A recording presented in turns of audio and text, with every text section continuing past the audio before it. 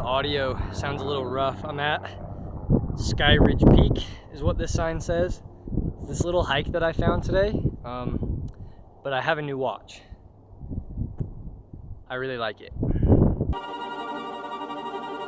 I'm sure you can tell that the scenery around me is not my bedroom. I'm out here in one of my favorite places to go hiking. It's at a resort called Snow Basin in Utah. It is extraordinarily muddy today. My boots are just covered in mud and you can probably hear it.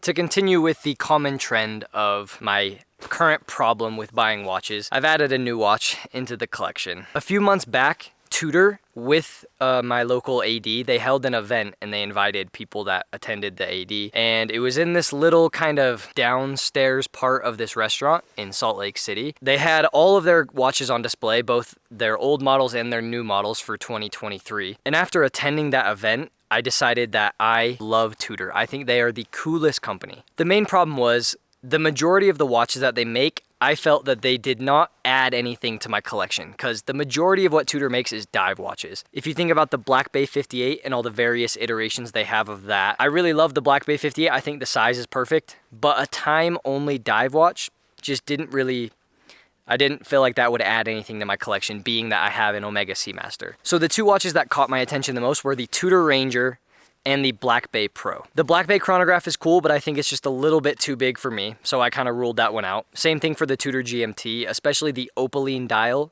Tudor GMT. I love that watch. But again, when I tried it on, it just felt a little bit too big. So it came down to, of course, the Tudor Ranger and what I ended up buying, the Tudor Black Bay Pro. But again, with those two watches, I felt that each one had a particular problem. The Tudor Ranger was 39 millimeters, which for a time-only watch, I think is too big. If it was 36, I would have wanted the Ranger, but that doesn't exist. With the Black Bay Pro, before I saw it in person, 14.6 millimeters of thickness, I kind of just instantly ruled it out as that's way too thick because that's the same size as my PRX chronograph, and when I wear that watch, it feels chunky and big. The other thing is I didn't want a black dial Black Bay Pro. I wanted a white dial Black Bay Pro. I am an absolute sucker for white dial watches. I just think that they are the cleanest way that a watch can look. And so I've wanted a Tudor for a long time, but for those reasons, I never ended up getting one until just barely I decided to get the Black Bay Pro. When I bought this watch, this was my first time using eBay's authenticity guarantee, which I was a little bit skeptical about at first until I started to do more research on it, and I have a friend who's used it in the past, and so I decided that I can trust it, and this deal was, in my opinion, just too good to pass up. And so I got the watch. The version that I have is the Black Bay Pro that comes on the NATO strap. I did not get the stock bracelet, but when I bought the watch, the guy who was selling it gave me the watch, 2 Uncle Straps bracelets, a yellow Tropic strap, and then another black rubber, just like cheap strap. The setup that I have been running and have found to be my favorite is the Uncle Straps President bracelet. I think it's kind of unfortunate that you can only get this bracelet on precious metal from Rolex because I think it's just a really clean bracelet. And so the fact that Uncle Straps makes it in, of course, stainless steel and you can put it on a plethora of watches, I just think that it is very fitting and very cool for this watch. I still think I'm going to end up going to my AD and getting the stock Black Bay Pro, the Oyster bracelet with like the fake rivets and the T-fit clasp, mostly because I want that T-fit clasp really bad. But for what it is and for the price that this bracelet costs, it honestly does the job just fine. So I've been wearing this watch on my wrist for, I think, every single day for just a little bit over a week now, and I honestly have had no desire to even take it off of my wrist. Of course, this watch, if you don't know anything about it, it is made by Tudor. So the movement it has is the MT5652 on the inside, which is a Tudor in-house movement. It's made by Kinesi, but Tudor owns Kinesi, and so call it what it is, but it's essentially an in-house movement.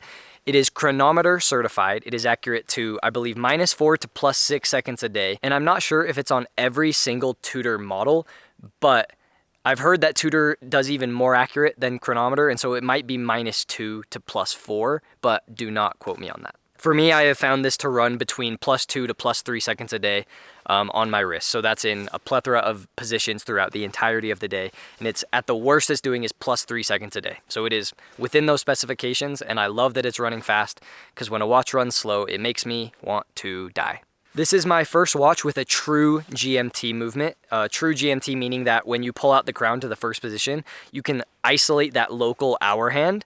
And so I live in a state that uses daylight savings. And so I actually just barely got to use this function as its intended purpose. And so you just pull out the crown, twist it to the hour that you want. You can go backwards, forwards, and if you go forwards past the date, that's how you can kind of quick set the date. And living in a state that uses daylight savings, I think the GMT, the true GMT, is my new favorite complication. I have absolutely zero need to track another time zone. I'm not like a businessman. I don't really like travel that much, but just for the time zone change, I think it is phenomenal and I love this movement.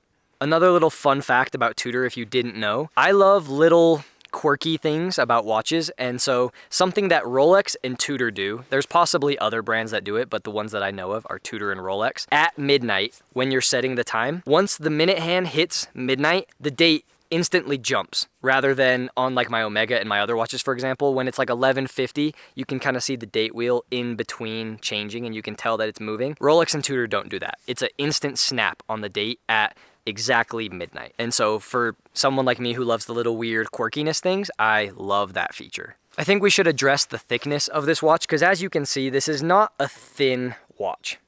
It's also, after wearing it, it doesn't feel like a thick watch.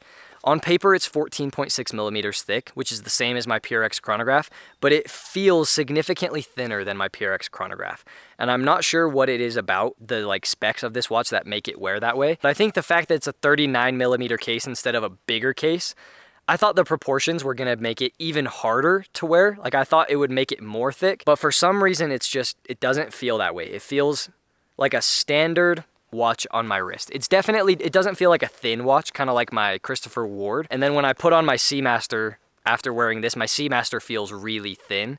So this is a thick watch, but it is not like overbearingly thick like I thought it was gonna be. And honestly, the thickness is not a deal breaker for me. And being that it's a little bit more complicated than time only, being that it's GMT and it has a date, I think 39 millimeters is the perfect size for a watch. And like I've said, I honestly don't even want to take this off of my wrist. It is just so clean with all outfits.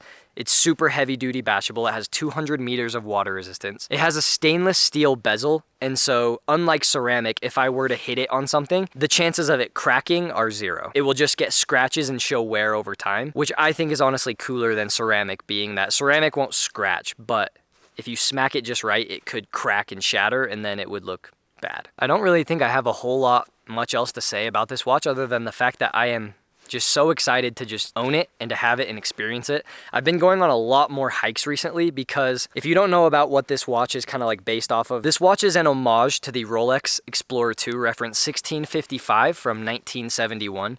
And that watch was made for splunking, which is people that go into caves. And I don't know if that's like their job or exactly what they do. I don't know like the finer details of splunking, but essentially they're in cave systems for days at a time. And so they use the GMT complication to be able to tell if it's AM or PM. Just little details like that make watches really cool to me. And so when I got this watch, the first thing I did was go to the closest cave that's near my house. We got a new watch. And I figure, where's the best place we can go with this new watch? The closest cave. Come on. We're going into the deep dark here, where this belongs. See you later. And I've just been going on a bunch of hikes because I love being in the mountains with a tool watch like this. It just makes it feel like it's a little bit more at home and I'm using it the way that I should. If you want this watch and you're concerned about the thickness, I would say go try it on. On paper, it's a little bit scary, 14.6 millimeters. But when you put it on your wrist, and I have little tiny 6.5-inch wrists, I don't think it's like too big at all. I think it wears perfect for a GMT watch. I think you should go try it on. And honestly, I think you should just buy it because it is a great watch. I'm very excited to be adding this to my collection and thought I would update you guys on another new watch. I think though that this will probably be my last watch for a while. I'm going to be starting a new job and doing some other things in terms of like my day-to-day of my life. And so I'm going to be very much busy. And so I don't know how often the videos are going to be. So thank you for watching this video. We will see what happens in the future. Tudor Black Bay Pro. Awesome watch.